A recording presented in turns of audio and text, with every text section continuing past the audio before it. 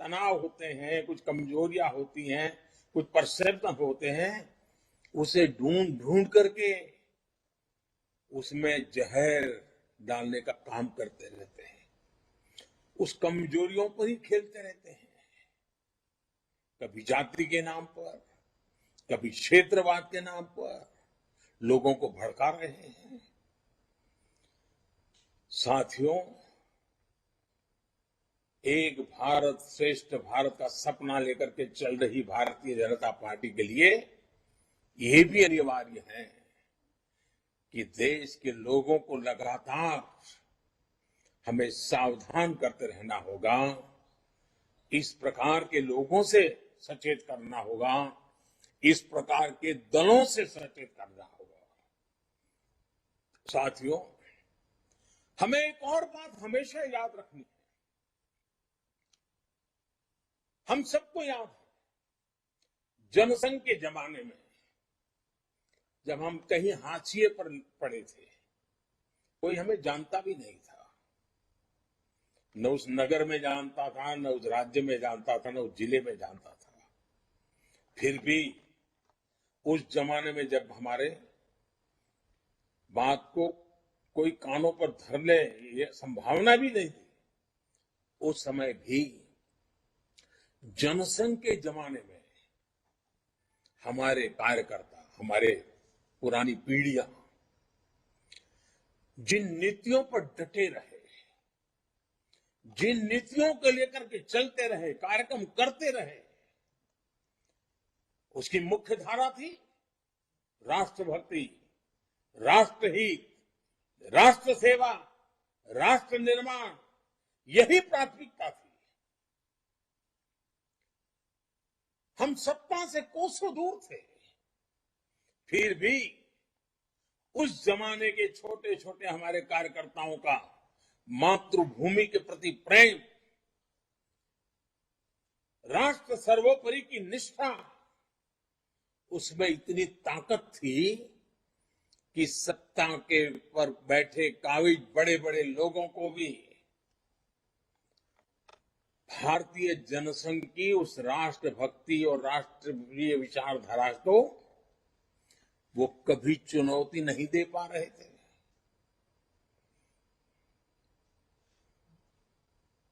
जाने अनजाने में भी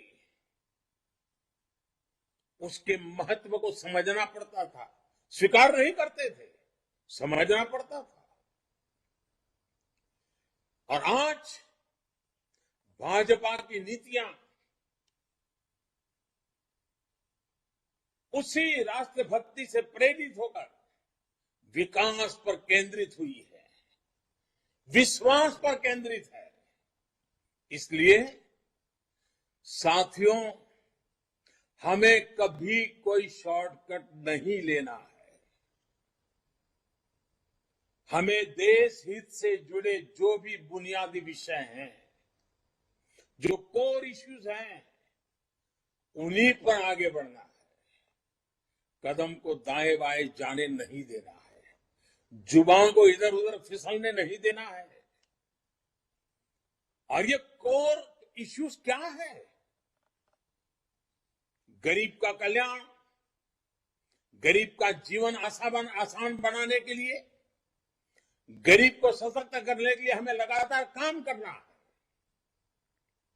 हमें कभी भी भटकना नहीं है। और मैं आपको सतर्क भी करूंगा, आपसे आग्रह भी करूंगा कि आपको विकास से जुड़े मुख्य मुद्दों से भटकाने की लाख कोशिशें होंगी, लेकिन आपको देश के विकास से जुड़े विषयों पर ही टिके रहना है। हम देखते हैं कि आज का किस तरह कुछ पार्टियों का इकोसिस्टम पूरी शक्ति से देश को मुख्य मुद्दों से भटकाने में लगा हुआ है। हमें कभी ऐसी पार्टियों के जाल में नहीं फंसना है। मैं जानता हूं कि आप अपने संवादों में, बातचीत में, संबोधनों में पत्रकार वार्ता में अगर आप कहते हैं कि हमारी सरकार ने 2014 के बाद गरीबों के लिए 3 करोड़ घर बनाए, ठीक है, वो खबर कोई फ्रंट पेज पर नहीं छापेगा, टीवी के पर्दे पर नहीं दिखाई देगी। अगर आप कहेंगे कि 50 करोड़ से ज्यादा लोगों को 5 लाख रुपए तक का मुफ्त इलाज की व्यवस्था हमने की है, हो सकता है कोई उसको कान पे न धरे। 8,000 से ज्यादा जन औषधि केंद्रों की बात अगर हम करें तो हो सकता है टीवी में, मीडिया में, अखबार में सुर्खियों में नजर न भी आए। मैं जानता हूं कि आप 10 करोड़ से ज्यादा छोटे किसानों के बैंक खाते में सीधे पैसे ट्रांसफर करने की बात करेंगे, हो सकता है उसको भी नजरअंदाज कर दिया जाएगा, उसको भी कभी अखबार के पन्नों पर नहीं दिखाई देगा, टीवी पर नहीं बताया जाएगा, हो सकता है। मैं जानता हूं कि आप हर घर जल की बात करेंगे, हर गांव तक ब्रॉडबैंड कनेक्टिविटी की बात करेंगे, आप देश में डिजिटल क्रांति की बात करेंगे, फिनटेक की बात करेंगे, डिजिटल ट्रांजैक्शन की बात करेंगे। ये इकोसिस्टम उसको तवज्जो नहीं देने देगी, उस बात को आगे नहीं बढ़ने देगी। आप प्रधानमंत्री म्यूजियम बनाएंगे, डेमोक्रेसी के ट्रू स्पिरिट को हिंदुस्तान के आजादी के अमृत महोत्सव में लाकर के खड़ा कर देंगे, तो आंखें मूंद ली जाएगी, चुपकी दी रख ली जाएगी। होगा, आप जितने भी अच्छे काम कर रहे हो कोई पब्लिसिटी नहीं मिलेगी, कोई हेडलाइन नहीं बनेगी, टीवी पर वो बात चमकेगी नहीं। लेकिन इन सब के बावजूद भी साथियों, हमें अपने मार्ग पर डटे रहना है, विकास के मुद्दों पर टिके रहना है, देश हित के मुद्दों पर टिके रहना है। कभी न कभी मजबूरन उनको भी इन मुद्दों की सकारात्मक रूप में स्वीकृति देनी ही पड़ेगी। बस हम इस इकोसिस्टम के गब्बारों में उसको एड्रेस करने की कोशिश में न लगे जाए। साथियों, ऐसा करके ही इस अमृत काल में हम देश की राजनीति को पूरी तरह विकास पर केंद्रित कर पाएंगे। साथियों, एक और कोशिश जो हम सबको करनी है वो है ज्यादा से ज्यादा लोगों को भाजपा से जोड़ने की। करोड़ों की सदस्य संख्या हमारा गर्व बढ़ाती है, लेकिन हमें फिर भी रुकना नहीं है। हर क्षेत्र के लोग, हर समाज के लोग, हर कोई भाजपा को अपना माने, अपने सपनों का प्रतिबिंब भाजपा में देखें, अपने संकल्पों का सामर्थ्य भाजपा में देखें। भारतीय जनता पार्टी ऐसा वटवृक्ष हो, ऐसा गुलदस्ता हो कि समाज के हर व्यक्ति को उसमें अपने सपने नजर आते हो।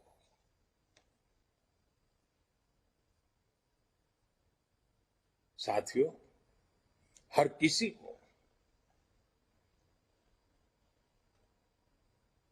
जागरूकता पूर्वक सिर्फ सदस्य ही नहीं बनाने हैं, बल्कि राष्ट्र नीति के पथ पर चलने वाले कर्मठ युवा कार्यकर्ताओं को मंच देना है, अवसर देना है, जिसका राजनीति से कोई लेना देना नहीं रहा होगा, ऐसे परिवारों को भी अवसर देना है। अगर मैं आज के युवाओं की भाषा में कहूं तो जो भारत के समृद्ध भविष्य के कोड लिखने के लिए लालायित है, ऐसे हर युवा को, हर बेटे बेटी को हमें भाजपा के साथ जोड़ना है। हमें ये याद रखना है कि परिवारवाद की राजनीति में, उस राजनीति से विश्वासघात खाने वाले देश के युवाओं का विश्वास सिर्फ और सिर्फ भाजपा ही लौटा सकती है। साथियों, हम सभी जानते हैं कि आजादी के बाद से ही वंशवाद और परिवारवाद ने देश का कितना भयंकर नुकसान किया है। परिवारवादी पार्टियों ने देश में भ्रष्टाचार को, धांधली को, भाई भतीजावाद को, इसी को आधार बना करके देश का बहुत मूल्यवान समय बर्बाद किया है। ये परिवारवादी पार्टियां आज भी देश को पीछे ले जाने पर तुली हुई है। उनका सार्वजनिक जीवन परिवार से शुरू होता है, परिवार के लिए चलता है, परिवार के खातिर ही करता है।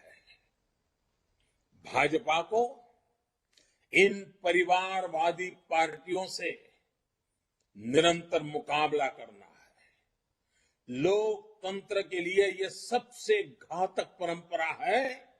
अगर लोकतंत्र बचाना है, लोकतंत्र को सामर्थ्यवान बनाना है, लोकतंत्र को मूल्यनिष्ठ बनाना है, तो हमें ये वंशवाद, परिवारवाद की राजनीति के खिलाफ अविरत संघर्ष करना ही है। दोस्तों, इस अमृत काल में हमारा ये भी संकल्प होना चाहिए कि देश को लोकतांत्रिक मूल्यों से जरा भी हटने नहीं देंगे, लोकतंत्र की रक्षा करेंगे और वंशवादी, परिवारवादी शक्तियों को देश की जनता नकार दें, देश की जनता का हम विश्वास जीतेंगे। और साथियों, अपने इस प्रयासों में हमें भारतीय जनता पार्टी में लोकतांत्रिक मूल्यों की जो मावजतगी है, वो परंपरा है, जो मजबूत नींव है, उसको निरंतर मजबूत करते ही रहना है। साथियों, अटल जी की एक प्रसिद्ध कविता की पंक्तियां है।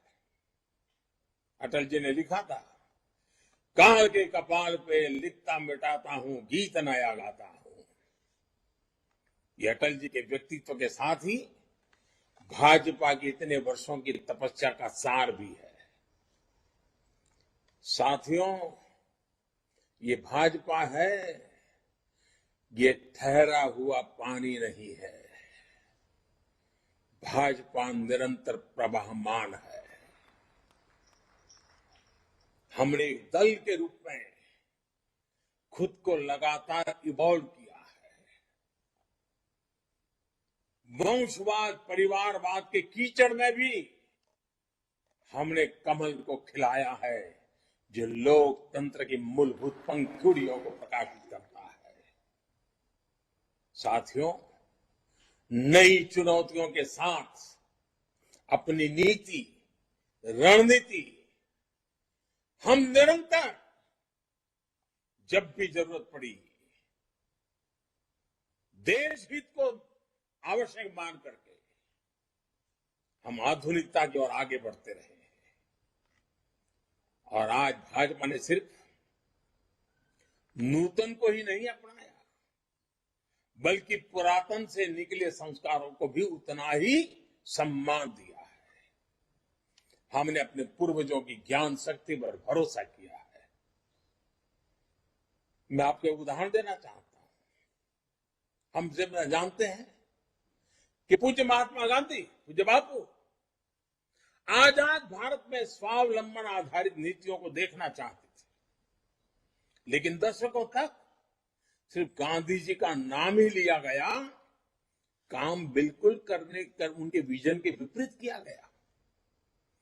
वो देश में स्वावलंबन चाहते थे, लेकिन भारत को पॉलिसी से लेकर प्रैक्टिस तक विदेशों पर निर्भर बना दिया गया। अब आज देश देख रहा है कि भाजपा सरकारों के समय स्थितियां कैसी तेजी से बदल रही है। आज देश आत्मनिर्भरता के रास्ते पर चल पड़ा है। आज हर भारतीय लोकल के लिए वोकल हो रहा है, स्थानीय उत्पादों पर गर्व कर रहा है। साथियों, ये भाजपा ही है जिसने भारत की सांस्कृतिक और भाषाई विविधता को पहली बार राष्ट्रीय स्वाभिमान से जोड़ा है। नई नेशनल एजुकेशन पॉलिसी में स्थानीय भाषाओं को प्राथमिकता देना हर क्षेत्रीय भाषा के प्रति हमारे कमिटमेंट को दिखाता है। भाजपा भारतीय भाषाओं को भारतीयता की आत्मा मानती है और राष्ट्र के बेहतर भविष्य की कड़ी मानती है। इसका जिक्र आज मैं विशेष तौर पर इसलिए करना चाहता हूं क्योंकि बीते कुछ समय से देश में भाषा के आधार पर नए विवाद खड़े करने की कोशिशें की जा रही है। हमें इससे देशवासियों को निरंतर सतर्क करना है। भाजपा भारत की हर भाषा में भारतीय संस्कृति का प्रतिबिंब देखती है। हर भाषा उसे पूजनीय मानती है। साथियों, आजादी का यह अमृत काल भाजपा के प्रत्येक कार्यकर्ता के लिए कर्तव्य काल की तरह है। हमें अपने कर्तव्यों को सर्वोच्च प्राथमिकता देनी है। कर्तव्य पथ पर चलते हुए भारत आने वाले वर्षों में उस उज्जवल भविष्य को प्राप्त करेगा जिसका वो हमेशा से हकदार रहा है। मुझे भाजपा के प्रत्येक कार्यकर्ता पर पूरा भरोसा है। मुझे देश के प्रत्येक नागरिक पर पूरा भरोसा है। साथियों, 2 दिन आप अनेक विषयों पर चर्चा करने वाले हैं। हमारे राष्ट्रीय अध्यक्ष आदरणीय नड्डा जी के मार्गदर्शन में नित्य नूतन विचारों से आगे बढ़ रही भारतीय जनता पार्टी न कभी रुकने का, न कभी थकने का, न कभी चैन से बैठने का। चरैवेति चरैवेति चरैवेति के मंत्र को लेकर के इस 2 दिन की चर्चा के बाद आप जब जाएंगे, जहां भी जाएंगे, आप ऊर्जा का एक स्रोत बन करके जाएंगे, ये मेरा पूरा विश्वास है।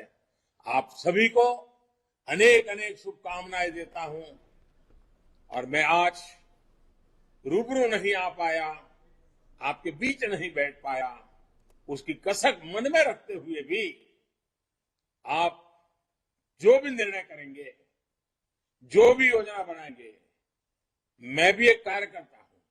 एक कार्यकर्ता के नाते आप वहां जो भी निर्णय करेंगे, मैं अपने सर आंखों पर चढ़ा करके मैं भी एक कार्यकर्ता के रूप में उन सब कामों में पूरी ताकत से जुड़ता रहूंगा। ये विश्वास देते हुए फिर एक बार अनेक शुभकामनाएं देते हुए मेरी वाणी को विराम देता हूं। बहुत बहुत धन्यवाद।